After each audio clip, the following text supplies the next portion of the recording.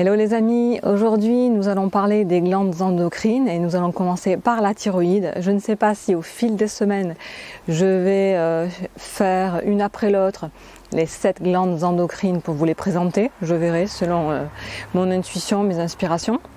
Mais il n'empêche qu'aujourd'hui c'est la thyroïde parce que effectivement bon nombre de personnes peuvent connaître un problème de la thyroïde. Et quand je suis des personnes en tant que coach sportive, eh bien, je me dois d'avoir une vision d'ensemble, une vision holistique par rapport à ma clientèle. Certes, elle ira voir d'autres professionnels et je l'incite à avoir de très bons professionnels au niveau de la médecine, que ce soit une diététique, que ce soit de la naturopathie, pour un bon suivi, pour qu'elle aboutisse vraiment à son objectif. Mais par là même, moi, je me dois d'avoir une vision holistique pour mieux l'aider. Parce qu'au moins je peux mieux la comprendre, définir son objectif, mais aussi définir qui elle est en tant que personne humaine. Donc je vous donne quelques indices et indications par rapport à la thyroïde, qui est un sujet quand même assez important. Allez, c'est parti, on démarre.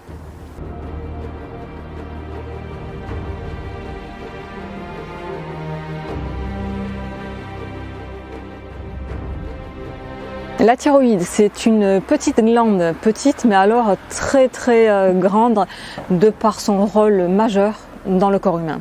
Elle pèse 15 à 25 grammes, elle est vraiment légère, à 6 cm peut-être de largeur.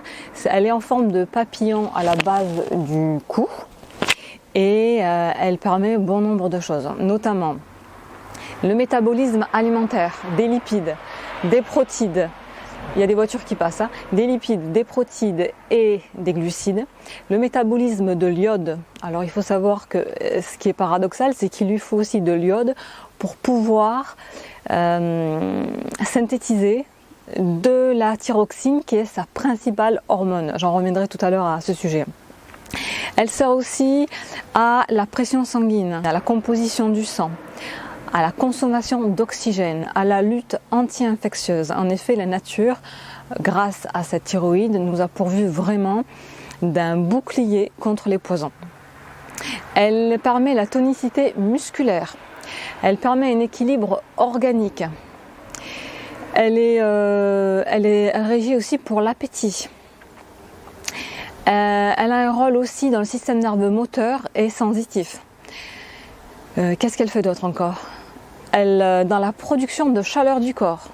Voilà, donc elle est assez multiple. Donc on se rend bien compte que s'il y a un dysfonctionnement dans la thyroïde, eh bien ça entraîne bon nombre de choses. Et notamment, c'est vrai que la thyroïde intervient avant l'âge de 20 ans pour la croissance osseuse. Donc si on a un problème, eh bien on va avoir une croissance défectueuse, un petit peu déréglée. Un goitre. On peut avoir aussi un surplus d'énergie, moins d'énergie et des palpitations cardiaques. Voilà, ça c'est pour quand on est en hyperthyroïdie. 24 heures sur 24, elle sécrète des hormones qui permettent soit d'augmenter ou de diminuer le métabolisme. Donc pour ainsi dire, elle agit sur pratiquement toutes les cellules du corps. Comme je l'ai dit en introduction, c'est une glande endocrine. Alors qu'est-ce que c'est une glande endocrine ? Donc endocrine, c'est l'inverse de exocrine. C'est-à-dire qu'endocrine, c'est une hormone qui va se déverser directement dans la circulation sanguine et qui, à distance, va interagir avec d'autres organes par le biais de ces hormones. Donc, quelles sont les hormones que produisent la thyroïde ? Alors, essentiellement 2 hormones qui sont la thyroxine, elle en produit à raison de 80% la thyroïde, et elle produit de la T3. La thyroxine, c'est vraiment l'hormone qui est nulle. Elle n'agit pas tellement dans le métabolisme de base puisque cette T4, cette thyroxine, doit être transformée en T3 qui est l'hormone active de la thyroïde. La T3 signifie triiodothyronine, entre parenthèses. Donc c'est celle-là qui va agir activement. On entend souvent parler de TSH. TSH, c'est un sigle anglais qui signifie Thyroid Stimulating Hormone, ce qui veut dire en français hormone stimulant la thyroïde. Cette TSH n'est pas produite par la thyroïde elle-même, elle est produite par l'hypophyse, qui se trouve aussi dans le cerveau, qui est une autre petite glande, qui a deux phases, deux lobes, un antérieur et un postérieur, et c'est vraiment le lobe antéhypophyse qui produit la TSH, l'hormone stimulant la thyroïde, et grâce à cette TSH, la thyroïde va produire à son tour ces deux hormones qui sont la T4 et la T3. Donc souvent quand vous faites des analyses, on vous évalue votre taux de TSH, et si elle est au-delà de 4,5, on vous prescrit un traitement médicamenteux. Voilà. À savoir que les glandes endocrines, j'en reviens, ça se déverse dans le sang, elles sont au nombre de 7, et de la tête aux pieds, on a l'hypophyse ou glande pituitaire, l'épiphyse ou glande pinéale, et puis on descend justement dans la thyroïde, le thymus, les surrénales, le pancréas et les gonades, qui sont les testicules pour les messieurs et les ovaires pour les dames. Et on peut dire que l'hypophyse, on l'appelle le chef d'orchestre, puisqu'il va régir à lui seul pratiquement toutes les glandes endocrines. La thyroïde, derrière elle, a 4 petites glandes de la forme d'un pois qui s'appellent les parathyroïdes.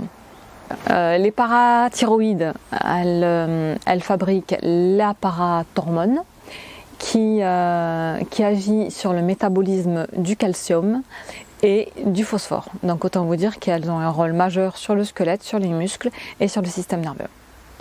Et effectivement, quand on a des problèmes, par exemple de système nerveux, on peut connaître une tétanie. Vous savez ce que c'est que la tétanie? C'est quand les extrémités du corps sont contractées, il y a une contraction musculaire, donc c'est les doigts des mains qui sont serrés et recourbés. On dit ça qu'elles ont une forme de cône. Les pieds aussi, et parfois le faciès, le visage qui est contracté, c'est plus rare, mais ça se fait aussi.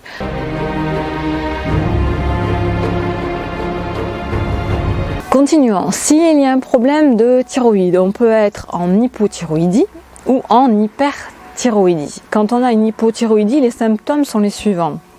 Vous avez une fatigue constante, vous connaissez une léthargie, vous avez un manque d'appétit alors que vous prenez du poids, vous êtes un peu dépressif, vous êtes frileux. Tout ça, c'est les symptômes d'une hypothyroïdie. Une hyperthyroïdie, eh bien, c'est totalement le contraire. C'est-à-dire qu'au lieu d'aller dormir, vous avez des insomnies.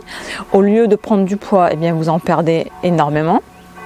Vous êtes très très nerveux. Voilà, sur le fil du nerf, hein, vraiment, très excité. Et voilà, en règle générale, c'est ça. Et vous avez des palpitations cardiaques, de la tension. Voilà, ça c'est pour l'hyperthyroïdie.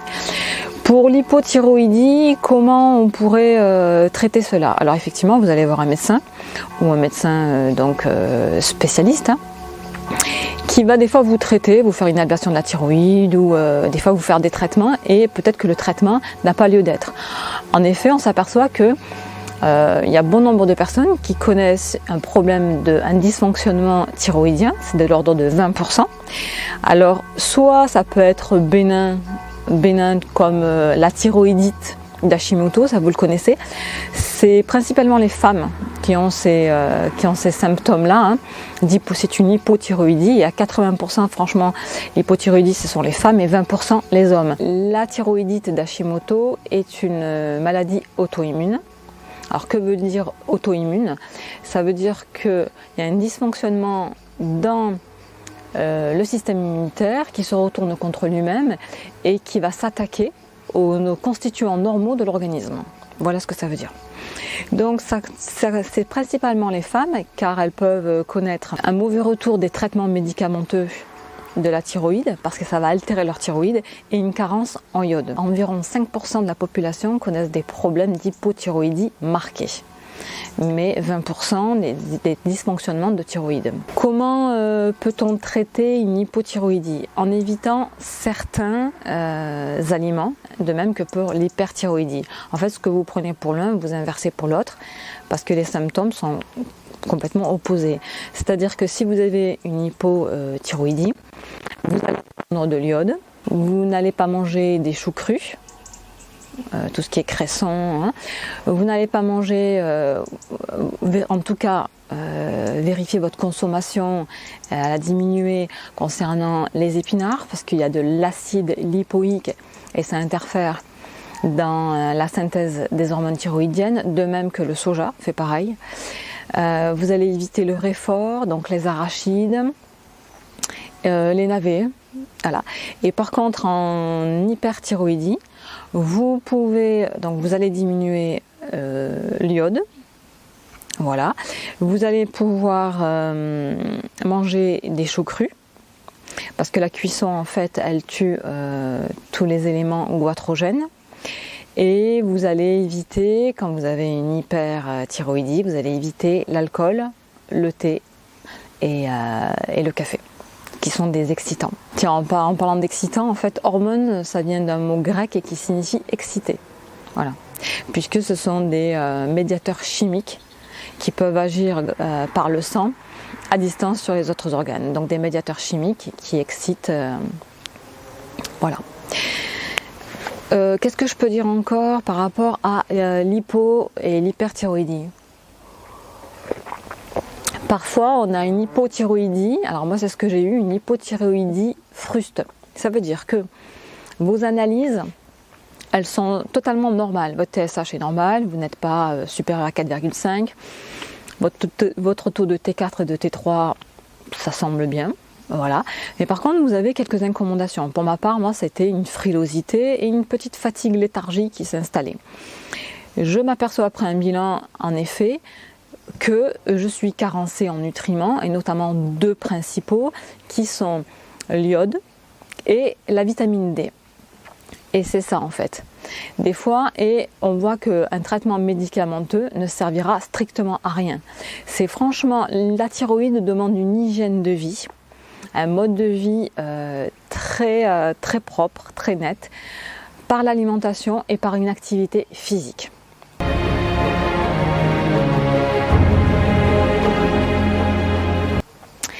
Alors, quand vous êtes en hypothyroïdie, vous allez cibler vos carences nutritionnelles. On va commencer par l'iode. L'iode, il faut savoir que pour la thyroïde, c'est son constituant principal. C'est l'iode. Vous en trouvez un peu partout, hein, dans les fruits de mer, dans les jaunes d'œufs et dans le sel qui est enrichi en iode. Et sachez qu'un sel enrichi en iode contient 1000 fois plus d'iode qu'un sel classique. Ce qui est très important aussi, ça va être le zinc. Il va permettre vraiment de synthétiser des hormones thyroïdiennes et notamment de pouvoir stimuler l'activité de la T3. Ensuite vient le sélénium. Le sélénium, c'est vraiment la thyroïde en a beaucoup. Et il faut du sélénium parce que ça permet de transformer la T4 en T3. D'accord ?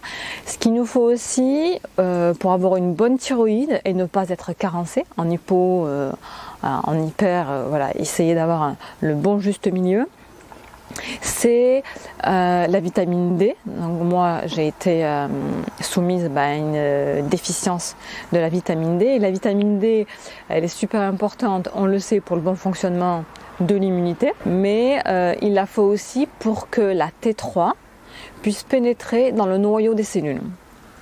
Ensuite, il y a cet acide aminé qu'on appelle la tyrosine, et ça fait partie d'un des composants des hormones thyroïdiennes, donc il faudra s'assurer qu'on a de la tyrosine. Et enfin, dernièrement, il faudra s'assurer d'avoir un beau taux de ferritine, car il est impliqué dans les enzymes qui permettent la production et la conversion des hormones thyroïdiennes. Donc il faudra d'abord s'assurer vraiment qu'on n'ait pas ces carences, d'abord pallier à ça et pour voir si notre thyroïde, tout est ok, tout est bien. Après on pourra voir un professionnel en même temps, hein. Il pourra nous faire d'autres traitements, mais il faut savoir qu'il y a des traitements qui peuvent altérer la thyroïde. Et ça peut être plus gravissime. Donc vraiment d'abord regarder notre régime alimentaire, faire une activité physique, puisque c'est vrai que quand on est en hypothyroïdie, par exemple, il y a bon nombre de personnes, moi j'ai eu la clientèle qui ne comprenait pas, elles avaient beau faire, elles avaient un manque d'appétit, elles prenaient du poids. Ça c'est vraiment de l'hypothyroïdie. Et il fallait vraiment qu'elles aient une hygiène de vie, donc par une activité physique et alimentaire. Il faut savoir que quand on est en hypothyroïdie, tout est au ralenti. Le métabolisme de base est au ralenti. Et donc, qui dit, si c'est au ralenti, on va mener la même vie, c'est-à-dire qu'on va apporter un apport calorique comme on fait d'habitude. Mais malheureusement, comme le métabolisme est au ralenti, la balance énergétique va pencher du mauvais côté et on va stocker. Donc, il faudra vérifier notre manière de manger, de ne pas avoir de carence et d'avoir une activité physique. Surtout quand après on prend de l'âge et qu'on arrive à la ménopause, puisque c'est fréquent qu'en hypothyroïdie, ça touche des femmes de plus de 50 ans. Par rapport à la thyroïdite d'Hashimoto, par rapport à la réaction d'un traitement médicamenteux qui a altéré leur thyroïde. Comme on parle de femmes, on va parler d'œstrogène, et s'il y a un excès ou un manque d'œstrogène, ça va jouer sur le bon fonctionnement de la thyroïde, et on voit effectivement ces pics d'incidence chez la femme lorsqu'elle elle connaît une grossesse, postpartum après avoir accouché, et puis pendant la ménopause. Donc il faudra vérifier son taux d'œstrogène, parce que cela peut contrarier la thyroïde surtout. J'en reviens maintenant à l'hyperthyroïdie. Effectivement, donc on prend du zinc. Alors le zinc, c'est conseillé de le prendre le matin à jeun. Donc si vous pouvez, c'est génial parce que c'est le mieux. Mais moi, on est tous différents. Et moi, je comprenais pas, mais j'avais le matin des nausées. Et je me suis dit, mais qu'est-ce que c'est? Et c'est au bout d'une huitaine de jours que j'ai compris que finalement, je faisais bien les choses comme on me les avait indiquées un peu partout, qu'il fallait prendre le zinc à jeun. Mais ce zinc à jeun, moi, m'a donné la nausée. Donc si bien que je le prends lors de mon premier repas, quelque chose dans le ventre, parce que sinon, je ne peux pas le supporter ainsi. Donc à vous de vous connaître, d'expérimenter. Là, ce sont que des indications. Vous vous faites suivre par des professionnels. Moi, je suis une professionnelle du sport. Effectivement, je suis diplômée parce que j'ai un brevet d'état d'éducateur sportif, de pentathlon moderne, je suis diplômée en agriculture, je suis diplômée en espace vert, je suis diplômée en philosophie, mais je ne suis pas diplômée en médecine et en naturopathie, bien que peut-être plus tard je passerai un diplôme, mais ça ne fait pas partie là dans mon champ immédiat de réalisation. Mais de par ma profession et puis ma vie privée moi-même, parce que connaissant les problèmes de santé et que le corps médical m'a pas tellement aidé, à part c'était après les médecines naturelles, écoutez, je m'y suis intéressée parce que pour me prendre en charge et pour être responsable de ma vie et de ma santé, tout de même.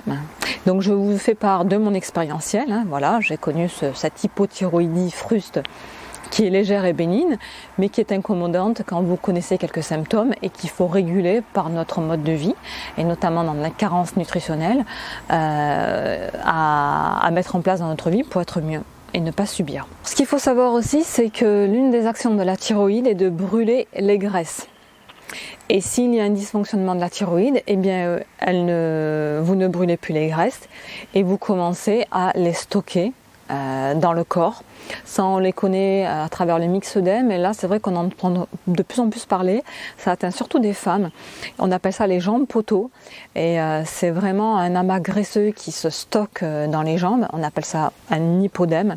Ça fait très très mal, c'est très douloureux, et ça notamment c'est un problème de thyroïde, parce que au lieu de brûler la graisse comme il se devrait, parce que c'est le rôle de la thyroïde, eh bien cela ne le fait pas.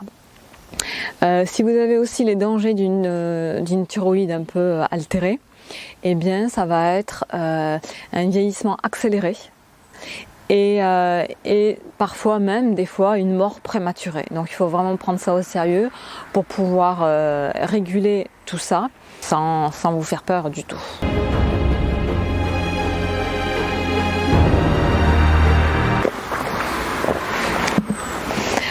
Donc j'en finis là pour cette vidéo. Je vous montrerai en yoga, en hatha yoga, 2-3 postures, parce que ce sont 2 postures, mais un kontrasana pour rééquilibrer la colonne vertébrale, qui peuvent masser et stimuler la thyroïde. Voilà. Donc on peut vraiment agir sur la thyroïde par notre manière de vivre et les bons mouvements, dont les 3 asanas que je vais vous montrer. Donc moi c'est fini pour aujourd'hui. Eh bien on est samedi, il fait super beau, il faisait quand même moins 4 degrés ce matin, mais là je pense que voilà, on va atteindre les 6 degrés, un ciel super beau, sublime. Ouais, super, donc je vais passer un bon week-end, bien qu'il va falloir quand même que je fasse le montage. Bon, voilà, je vous dis à dimanche prochain, passez une semaine magnifique, hein, sublime, merveilleuse, harmonieuse, grandiose. Voilà, lâchez-vous lâchez-vous dans le bon sens du terme. Voilà. Tiens, moi je vais finir avec un biscuit, mon infusion, un peu au soleil avant de remballer le matos. Je vous souhaite donc le meilleur, vous l'avez compris, et je vous dis